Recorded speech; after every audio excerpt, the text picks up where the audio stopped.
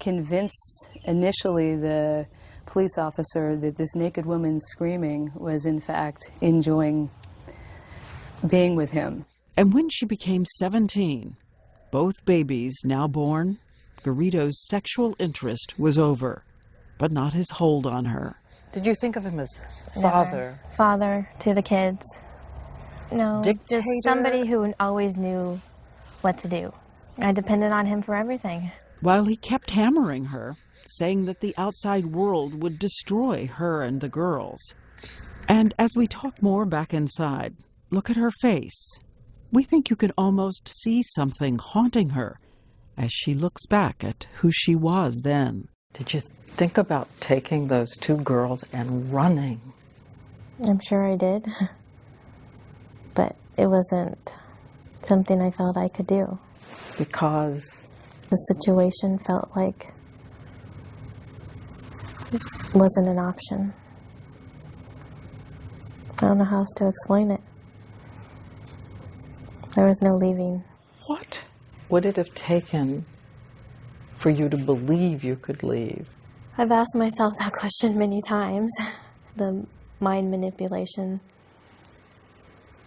plus the physical abuse I suffered in the beginning. There was no leaving. Maybe if one of the girls were being hurt. And everyone who thinks that maternal impulse would just scoop them up to run doesn't... They were safe. I was being told that the outside world was dangerous. I couldn't ironically protect... enough, filled with rapists and yes, pedophiles. and pedophiles. I couldn't protect them out there.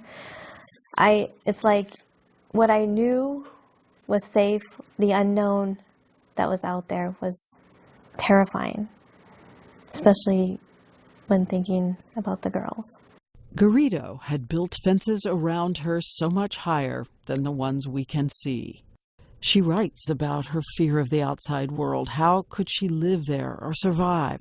He helped her to believe he was the only person that she could be safe with. She had parole officers coming to the house. Right now I'm searching the house. And at some point, it's logical to assume you would say, does anybody even know that I'm here or even care that I'm here? And even when she's in her 20s, Garrido has started a printing business and she's designing cards and invitations on a computer with internet. Her mother is on her mind, but her hands are still unable to move. He said that the computer keeps track of all that stuff and he could see that. A couple of clicks.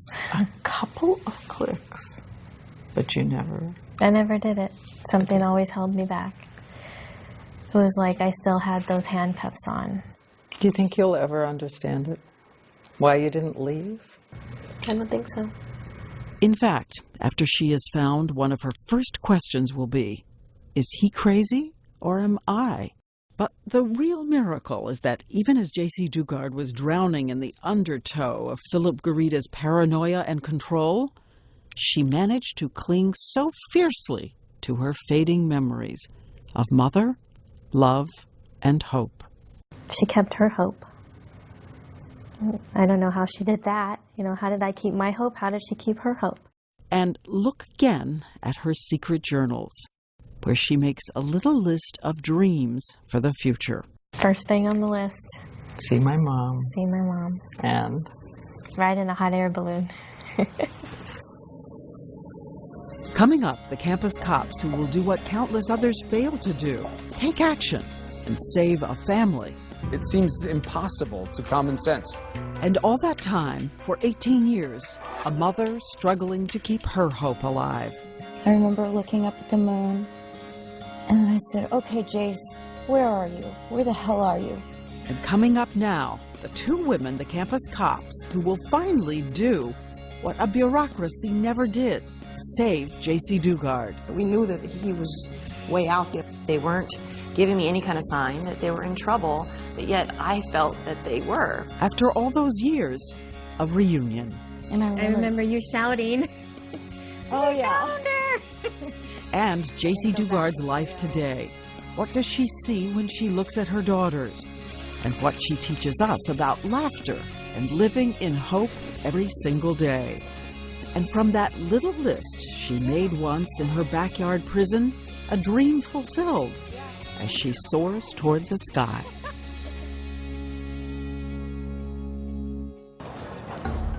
At UC Berkeley, Philip Garrido is posting flyers about his wild religious beliefs all around the campus. With him, 2 young women who seem withdrawn, not happy.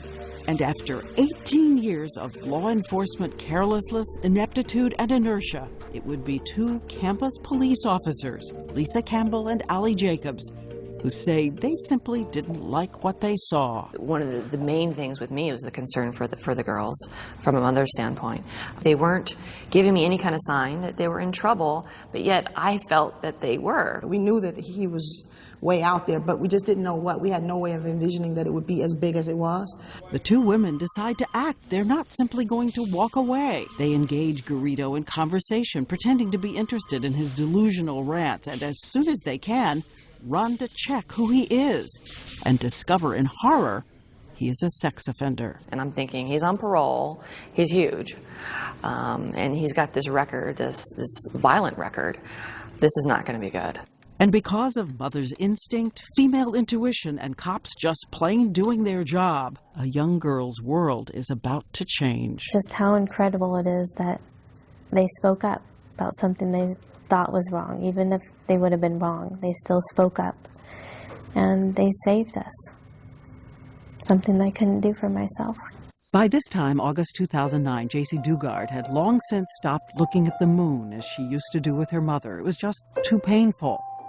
But mysteriously, this night, for some reason, I looked up and the moon was just bright and beautiful. And a few hours away, someone who was also grown 18 years older. 18 years of searching, suffering, struggling to hold on to hope. Jaycee Dugard's mother also looks up. I remember looking up at the moon, and I said, okay, Jace, where are you? Where the hell are you? And all because of those 2 campus cops. On August 26, 2009, parole officers finally summoned Philip Garrido to come in. His family comes with him. Authorities start questioning the terrified woman in their office. But there's a problem. She is still locked in, sticking to the story he trained her to say, saying he's her protector, that she's there by choice. And her name, she insists, is Alyssa. Still, the little girl who last saw her name in Eclipse's journal, only to have it torn out. She has never said it out loud in 18 years. I couldn't say it. And only when a kind police officer takes her aside and asks her once more, "Who are you? What is your name?" Here from her book is what happens next. She asked for my name again. I said I couldn't say it. I said, I'm not trying to be difficult. I haven't said it in such a long time. I told her I would write it down, and that's what I did. You are looking at the piece of paper on which Jaycee Dugard, shakily, finally, wrote the letters of her name. Jaycee Lee Dugard. It was, she says, like breaking an evil spell. Your name. My name. And it was like a piece of me came back. And the flame that had been extinguished immediately reignites. You turn it back on and you can see things that you didn't see, that they were there, but you don't know they're there. And suddenly they are. They're like, you can see your mom, and I'm like, I can see my mom? It was like a question to them, you know, I can? You're at the office, the phone rings. Unbelievable. Absolutely unbelievable. And then they put her on the phone, and that's when I believed them. Running down the hall screaming, my baby's home. She's back. I remember you shouting. Oh, yeah. And I was crying, you know, when you're crying and you can't speak. I just said, come quick. I remember saying, come quick. And I remember telling you, I'm coming, baby, I'm coming. And the first moment they are both in the same room, I knew it was her the minute I saw her, and all I wanted to do was hug you and hold you. Never let you go. When night falls, they're in a motel, but no one can sleep. I woke the girls up and I just said, I'm so happy. I'm so happy. I'm like, I can't wait anymore. I don't care if they're sleeping. And so I ran down the hall. I forgot the motel key.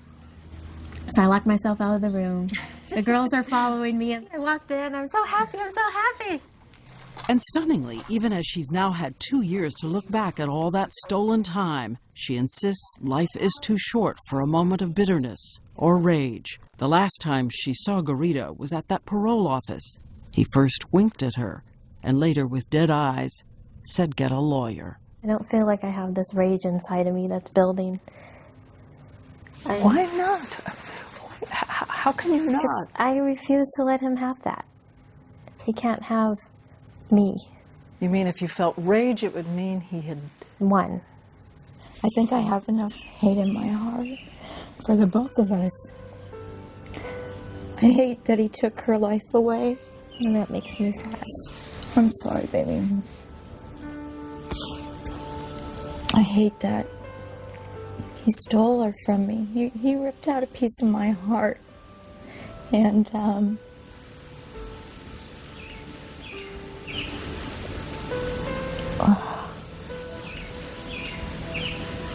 he stole my baby.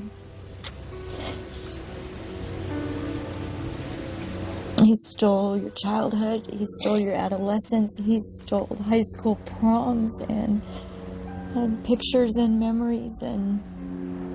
But he didn't get all of me. No. Still to come, Jaycee Dugard victory, daughters, her plans for the future, and the things we can all learn from how she healed. And when we come back... They hear a report their kids living in a backyard, and they're not curious at all. It seems impossible to common sense. Chris Cuomo takes up a mother's challenge to track down those who let this happen and to see if anything has changed.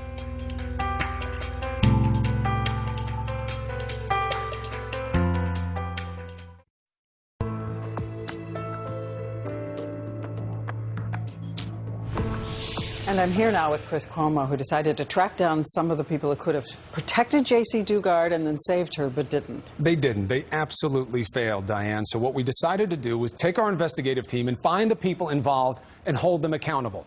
We called and wrote them, and when they wouldn't talk to us, we found them.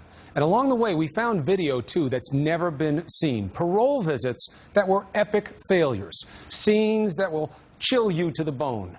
And we're not going away. We will stay on these issues. Philip and Nancy Garrido are preparing to make a home movie that will apparently capture Garrido playing a song on his guitar. But the guitar playing is just a ruse. Look at where they are. Behind them is a playground. The Garridos are there to get shots of young children to feed Philip Garrido's sick appetites. Got me real good? Yes, I can see you really good. As you learned earlier, this is going on despite the fact that Philip Garrido is supposedly under the watchful eye of federal parole officers for his history of sexual violence. Our investigation reveals that this is a metaphor for decades of neglect by state and federal parole officials, basically allowing Philip Garrido to do as he pleased, including taking Jaycee Dugard prisoner. Pain felt most sharply by the one person who never lost sight of the situation, Jaycee's mom. How could anybody with a heart or a conscience or a soul, for that matter, take an innocent child away from its mother? This is the first time Terry Proven's searing words have been heard outside court. The pain and outrage she spoke directly to the Garridos. But my battle against abduction has just begun, and I plan to win. A mother who demands change. I'm appalled. I'm disgusted, and something needs to change. How much of the outrage goes to fixing this situation?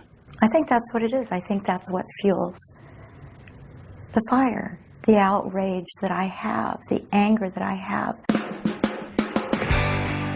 Garrido's terrifying career of sexual crimes begins in April 1972.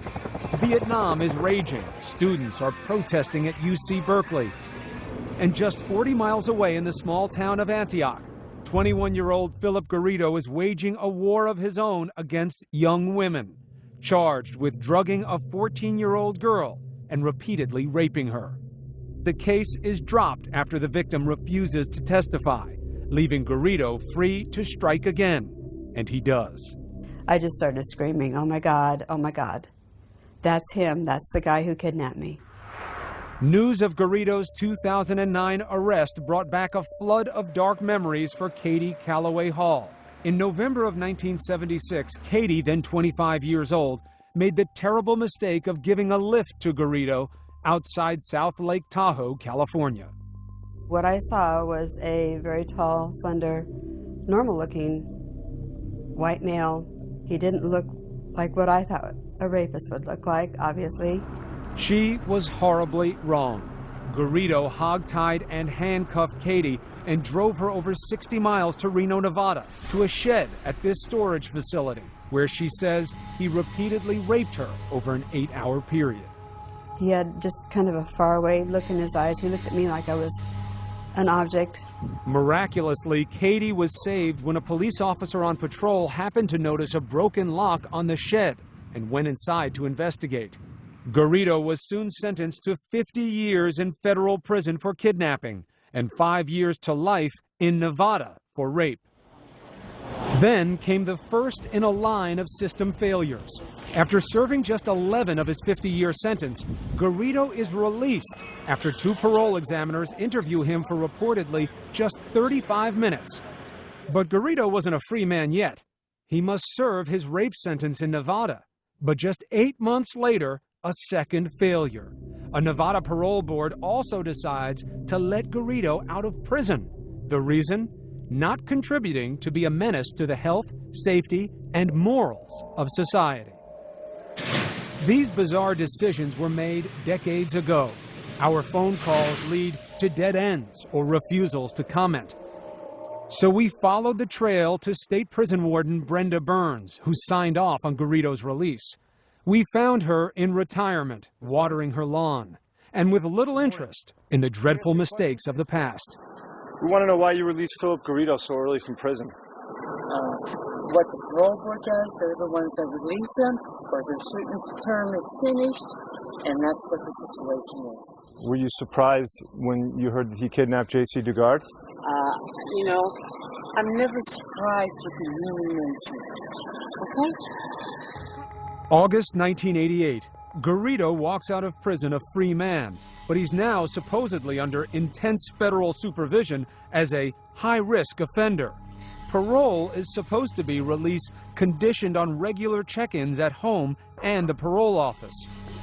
In May of 1991, just 1 month before Garrido kidnapped Jaycee Dugard, federal officials actually toured his house in Antioch, discovering the hidden backyard with structures like this, eerily similar to the shed where he raped Katie, yet no alarms went off.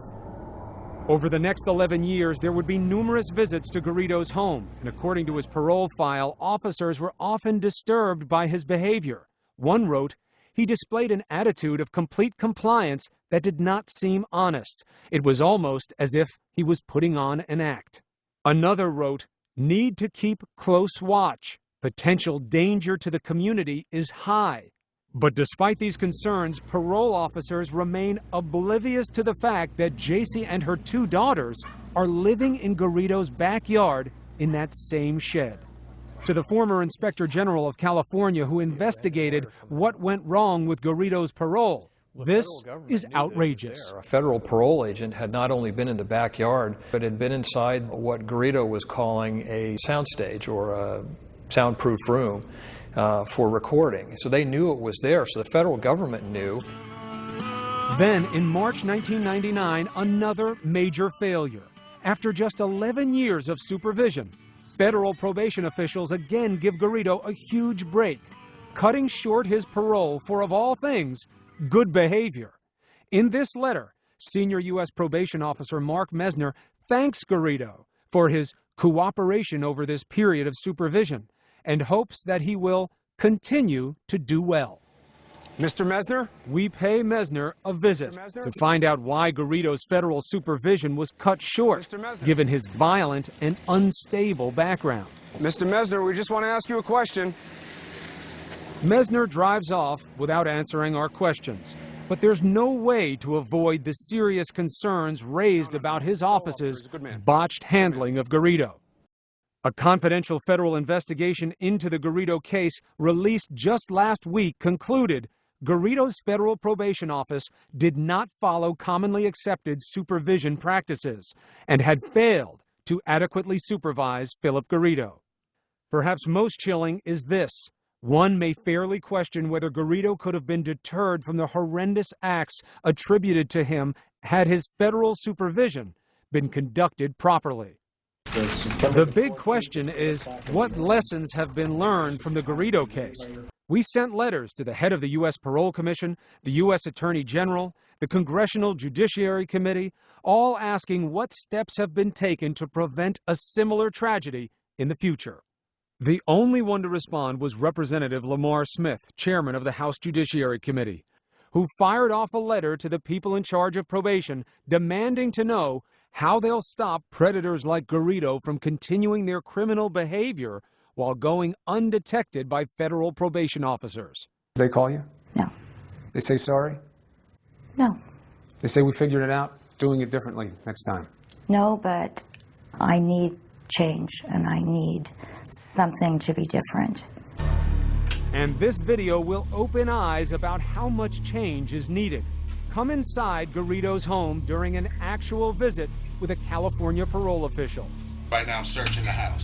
You'll see just how close officials got to discovering Garrido's secret. I don't understand. I'm doing everything I'm supposed to do. I know it. When we come back, we get answers to why authorities failed to rescue Jaycee Dugard.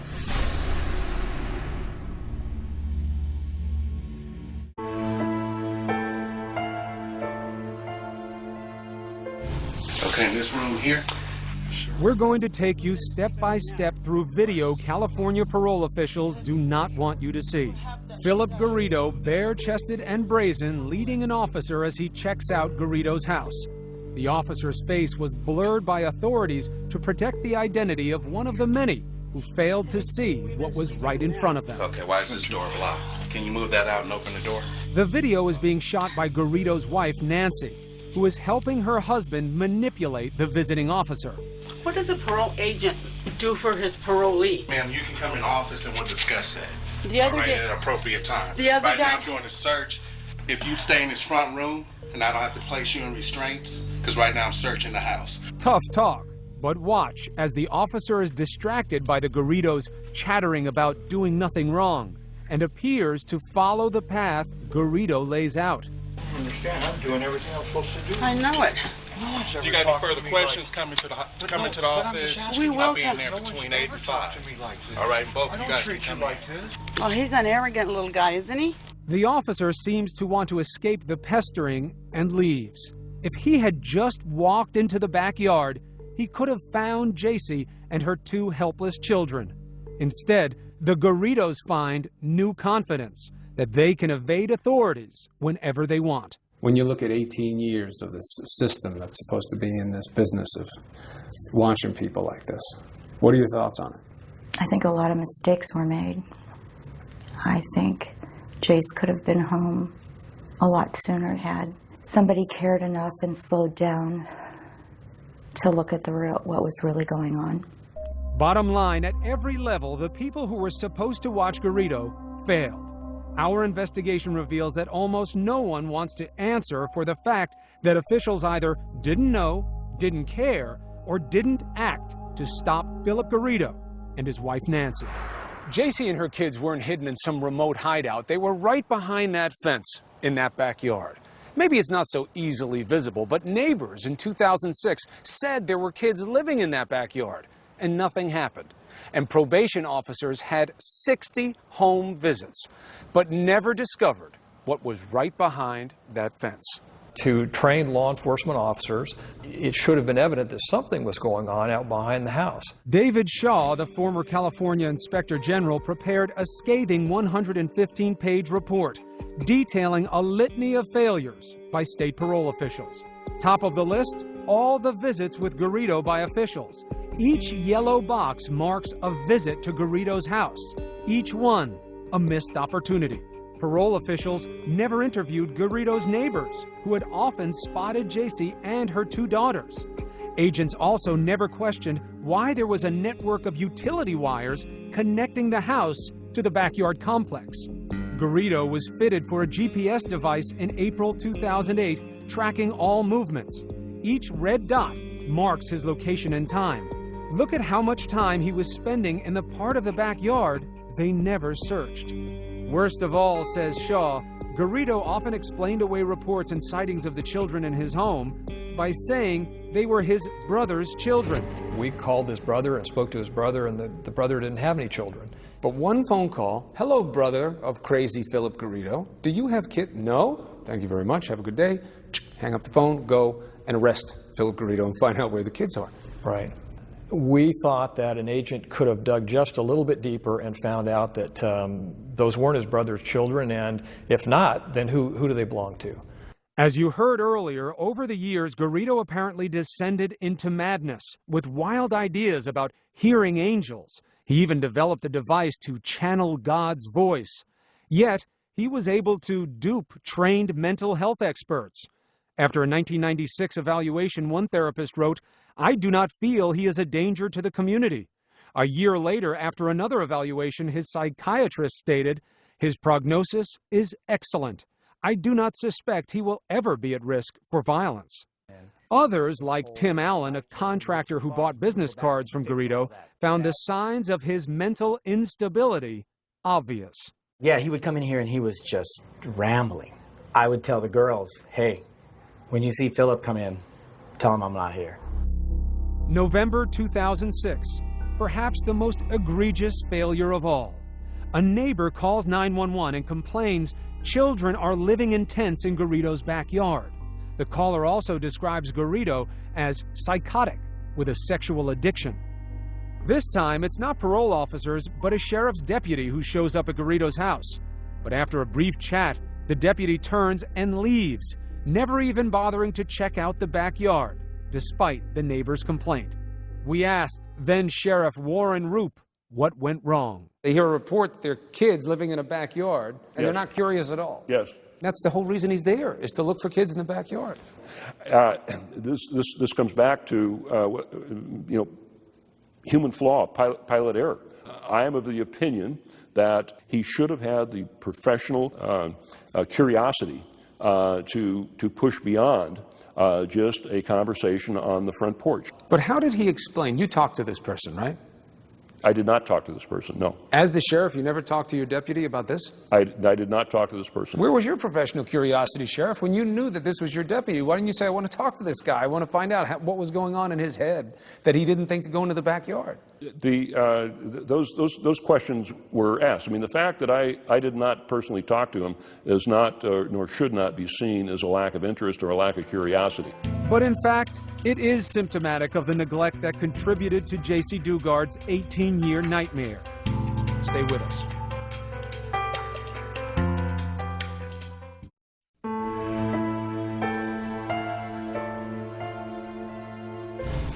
In no small irony, the officers who helped capture Philip Garrido had nothing to do with his probation.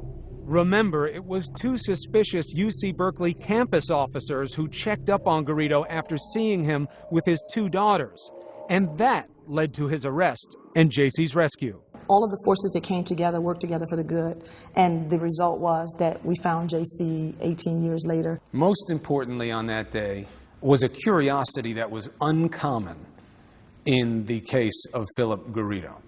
I think that it comes down to, having that woman's intuition, mother's intuition, work experience, life experience, being in the right place at the right time and having all those things is what, made this a happy ending. Today we are joined by our... Incredibly, after the arrest, California parole officials held a press conference to give themselves credit for cracking the case. Very proud today to report the Department of Corrections and Rehabilitation's parole division for their work in solving the 18-year-old mystery of the disappearance of Jaycee Dugard. These officials declined requests to sit in the chair and answer our questions. However, the former Inspector General's report painted a very different picture of their actions. An abject failure that demanded not celebration, but major reform in California's parole system. People have described the Jaycee Dugard case for the state system as the 9/11 of Homeland Security, that this was the big thing that we should have seen coming, and now everything must change. Fair analysis? I think it's a decent analogy. Clearly, it woke everyone up in the system that something like this could go on with an offender who I think largely we had ignored in law enforcement. In the wake of the Dugard case, California says changes have been made in line with Shaw's report, such as criminal background information being available to all law enforcement and specific training for how to check thoroughly on all sex offenders. The state also paid $20 million to the Dugard family to settle a claim that it had failed to properly supervise Garrido. But money is not what the Dugards want.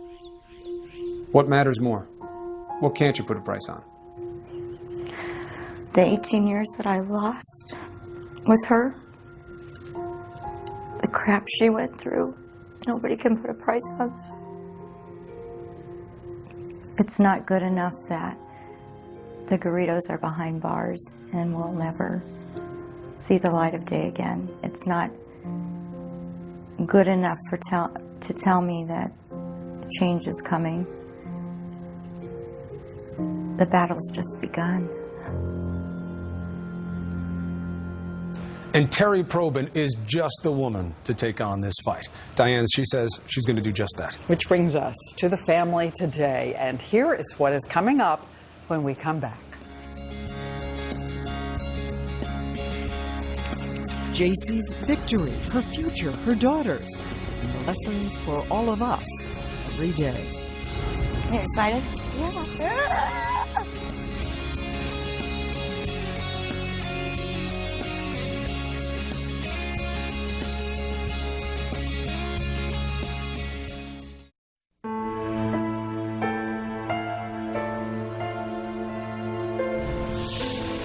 Jaycee Dugard says it is possible to redeem 18 years of stolen life and return from a chamber of horrors for body and mind. 2 years after her life resumed, she says she wants to tell us something important she knows. It is better to laugh and cry than only cry. As we said, she loves that it was her little sister, Shayna, now 21, who had to teach her how to drive at the age of 29.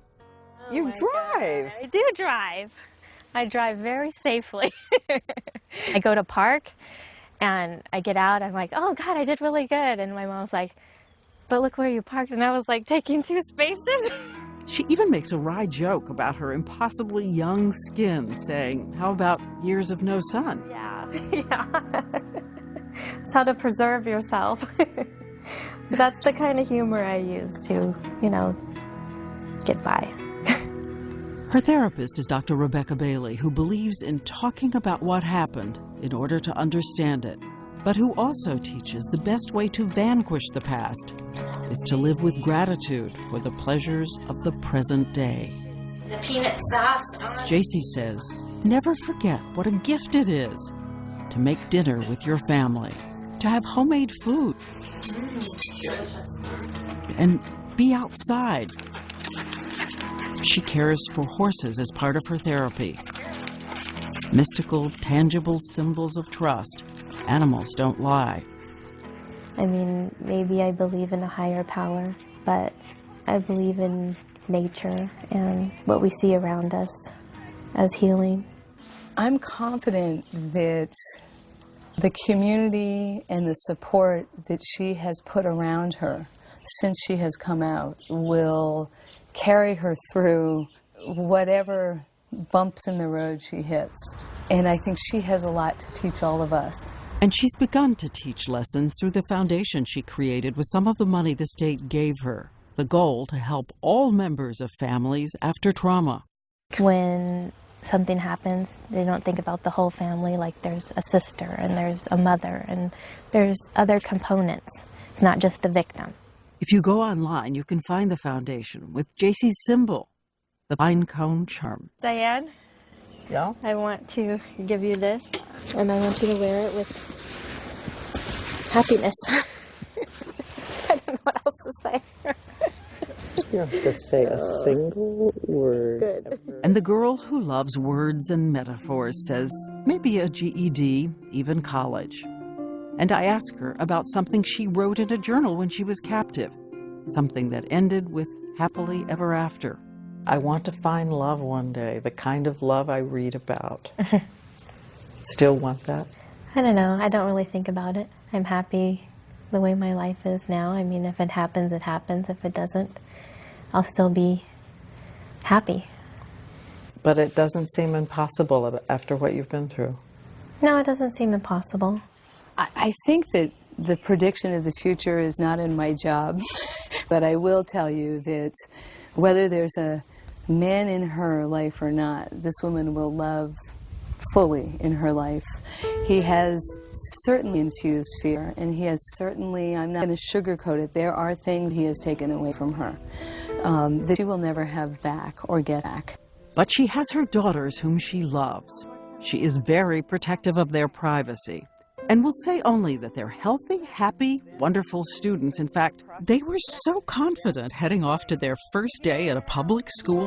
One of them said to her, "Mom, you're making me nervous." She says they will make their own decision about whether to read the book, but she has told them everything that happened. And she says they were there for their father's rants and his listening to the voices in the wall. Their dad did strange things, and they knew it.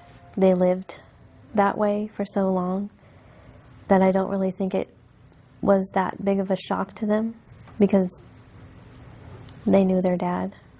It's interesting to hear you call him their dad. He is what he is. When you see his expressions, is it startling in your daughters?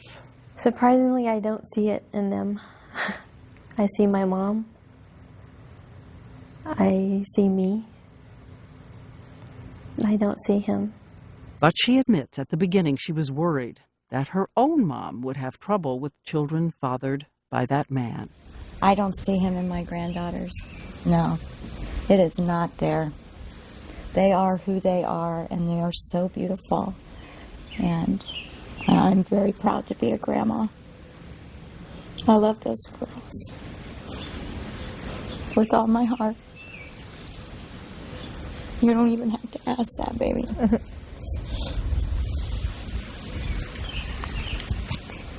No. They're mine. And where are the Garridos? Both pled guilty. Nancy Garrido was sentenced to 34 years. And Jaycee Dugard actually went to see her once to see if there were any answers to the question, what kind of human beings would do this to a child? She writes that Nancy cried, kept calling her Alyssa. Unmoved, Jaycee Dugard closed the door on her forever. And Philip Garrido, as we said, was sentenced to 431 years and is about to spend his life on the same prison row as Charles Manson, in isolation, in a tiny cell, with a window covered with bars. If he is watching this, if he sees this, is there anything more either of you wants to say to him? Can't steal anything else. Can't steal our love for each other. No. Couldn't take that away. So in the battle between good and evil, good wins. Good wins. Yep. Before we left, Terry wanted to send a message to you about a morning more than 18 years ago when her little girl asked for a morning kiss. I had been late to work 3 Monday mornings in a row, and I was focused on myself, trying to get myself out that door so I wouldn't be late for work. And I chose not to go in and kiss my girls goodbye that morning, wanting to be on time. And for 18 years, I kicked myself for not kissing that baby goodbye. How could you have known, though? You can't beat yourself up about that. No. But it's a good lesson. You know, take a minute for your kids. Do that extra thing that may be an inconvenience to you, but is important to them. I am so lucky and blessed for all the wonderful things that I do have. Life is too short to think about all the things you don't have. I had my girls to give me strength and my cats to keep me warm at night, and perhaps deep inside, the dim hope of seeing my mom again. Even if it is just one thing or person you have to be thankful for, that is enough. You excited? Yeah. Are you scared? Yeah. And do you remember the journal Jaycee Dugard kept in that backyard prison? And in it, that list of impossible dreams? First on the list was see her mom. But right there, it was to fly free. Her final words to all of us: live each day to the fullest.